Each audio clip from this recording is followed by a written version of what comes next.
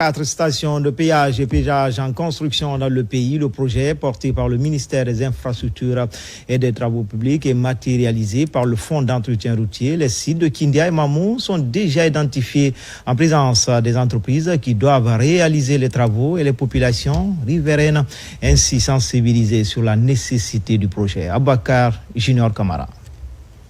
C'est ici à Frintamba, district de Koulibaya, dans la sous-préfecture de Bambia, Kindia, que le Fonds d'entretien routier doit installer une de ses stations pesage-péage.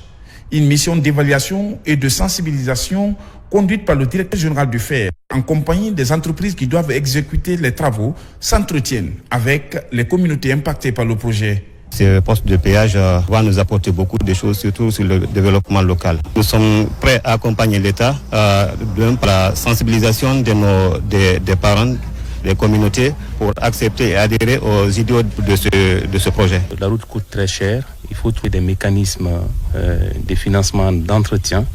Et c'est pourquoi nous envisageons de construire les postes de péage et de paysage sous la RN1, la RN4 et la RN6.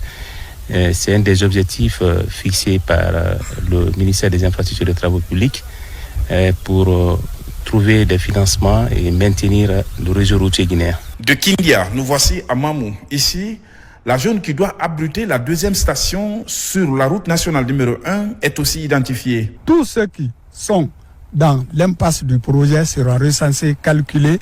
Après, il y a une mission de conciliation qui passe pour faire savoir aux impactés les montants qui sont arrêtés pour leur compte. L'État ne veut pas appauvrir sa population. 2 entreprises sont recrutées pour exécuter ces travaux. L'une est française et l'autre est guinéenne. Elles s'engagent à respecter le délai contractuel et réaliser des ouvrages de qualité. C'est les systèmes les plus modernes qui puissent exister, des systèmes à base de télépéage qui acceptent tous les moyens de paiement, qui classifient automatiquement les véhicules et qui donnent effectivement des chiffres comptables de recettes tout à fait précis, sans jamais d'erreur. C'est quelque chose qui va apporter énormément au pays pour l'entretien des routes. Et donc l'entreprise Metal Plus assure la part de contenu local et est pleinement mobilisée pour réaliser un travail de très grande qualité. Ce méga projet a un double enjeu: rentabiliser les infrastructures routières pour leur entretien, mais aussi sécuriser les routes à travers le contrôle des poids